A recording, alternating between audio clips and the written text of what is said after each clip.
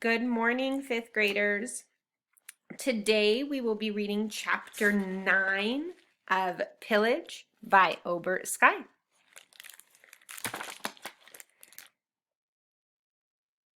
Excerpt from section 4 of The Green Got Not as recorded by Daniel Phillips. Bruno might very well have been content living forever in the mountains if it had not been for the sickness in his heart. He hated those who had taxed his family into poverty, and he hated even more the peddler who had cursed him. One evening, while looking at the stone and fanning his hatred like a hot coal, he mistakenly dropped the rock onto a patch of broad-leafed plants. Bruno cursed and told the plants they could have all the rotten stone. The plants took him at his word, quickly claiming the rock by wrapping their leaves around it. Chapter 9. Paint an Ugly Picture. You seem tired, Milo said. What gave it away? I asked sarcastically. Was it when I fell asleep on the bus and started to drool, or when I fell asleep in Squall's class and started to snore? Sorry, Milo said, hurt. I was just saying. I didn't sleep, I growled as we walked to our lunch table and sat down with our trays. Why not? Milo asked. Did the gardener tie you up and force you to stay awake? No. Miley? No, I said, bothered. They lectured me, and Scott almost pulled my ear off, but they weren't what kept me up. What then? It was lunchtime, and the cafeteria was a lot more crowded than it had been yesterday.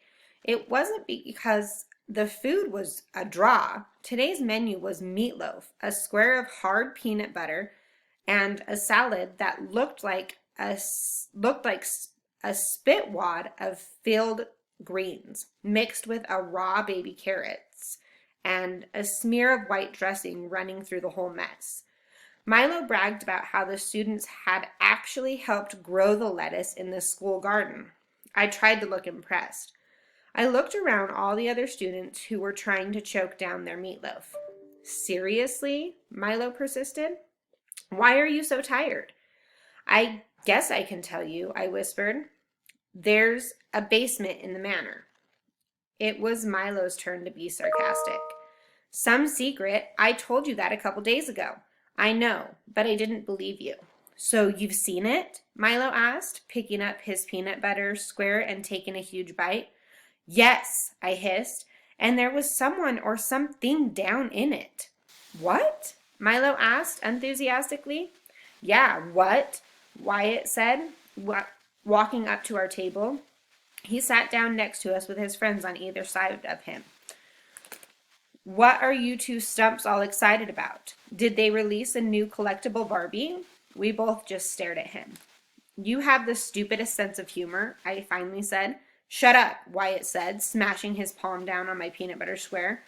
I'm not here to make jokes. I want to know what you did to us yesterday. Milo looked nervous. I know it was a trick, Wyatt whispered at me. Who helped you?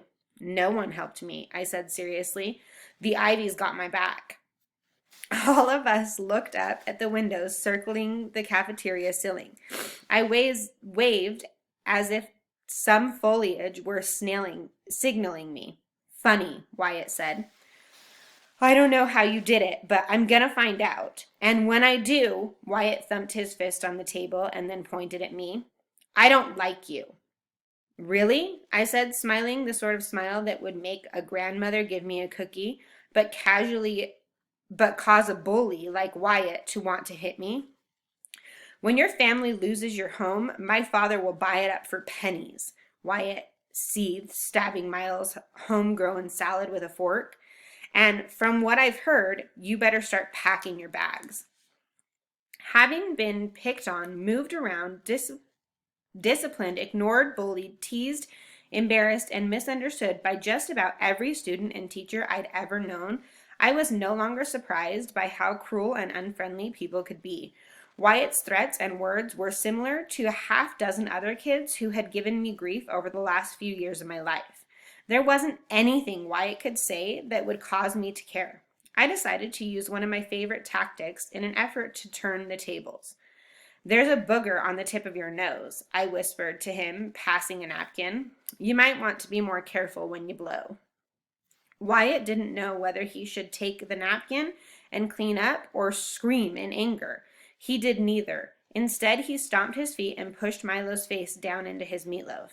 In doing so, Wyatt helped me discover something that could actually make me care.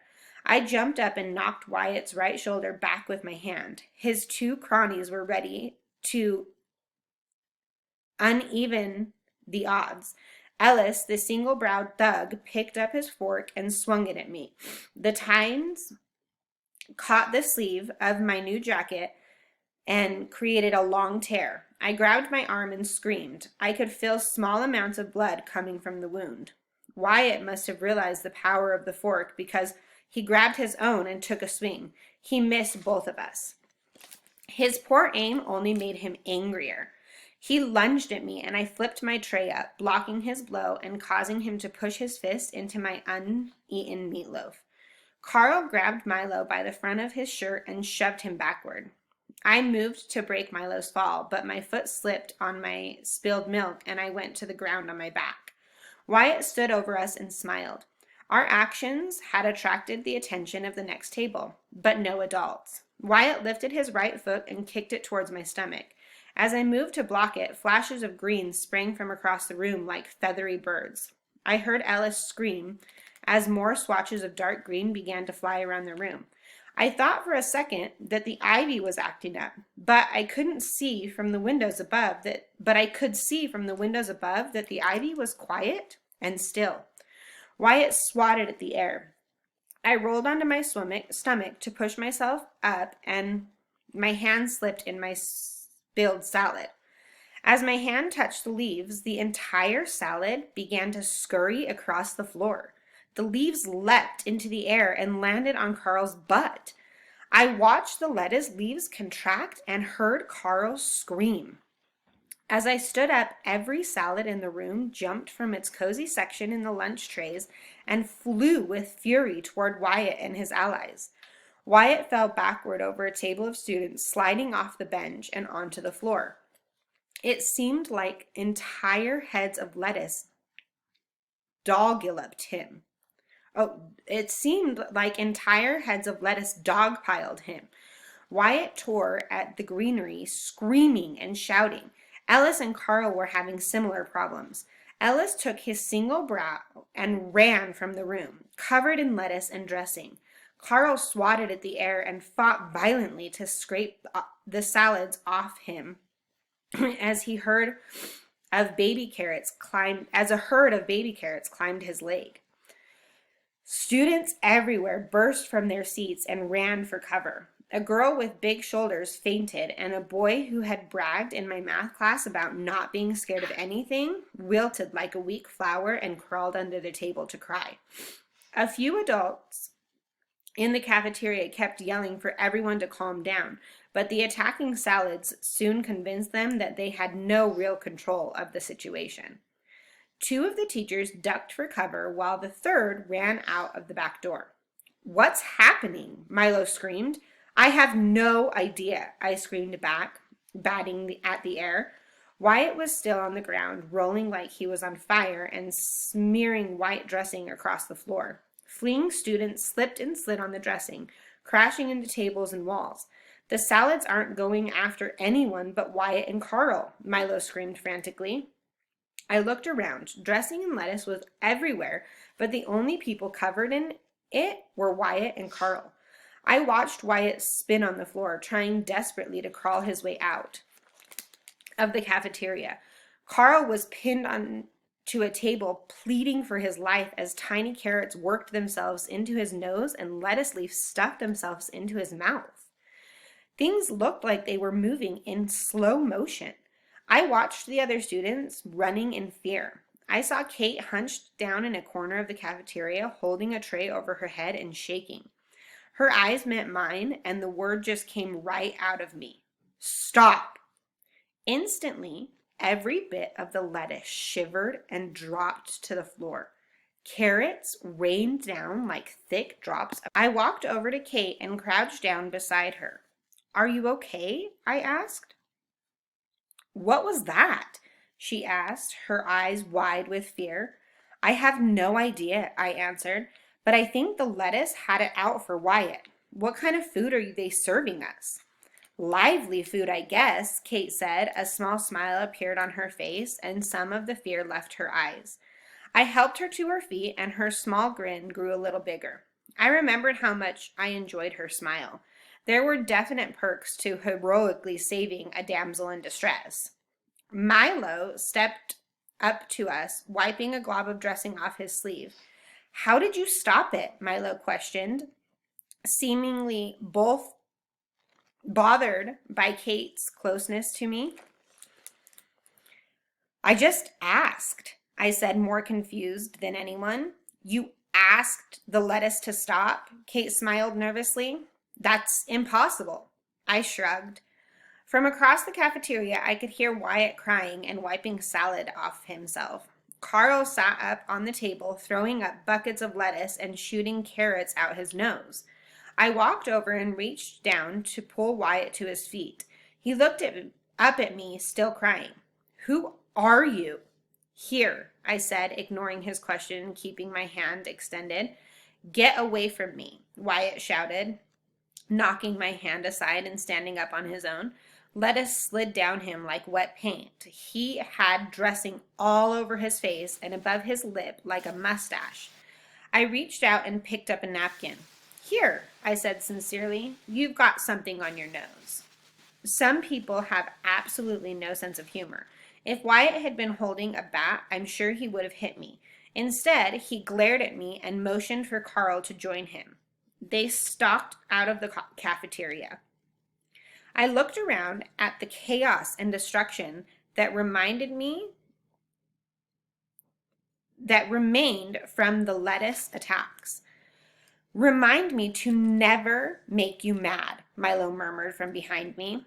"I think I need help," I said, worried.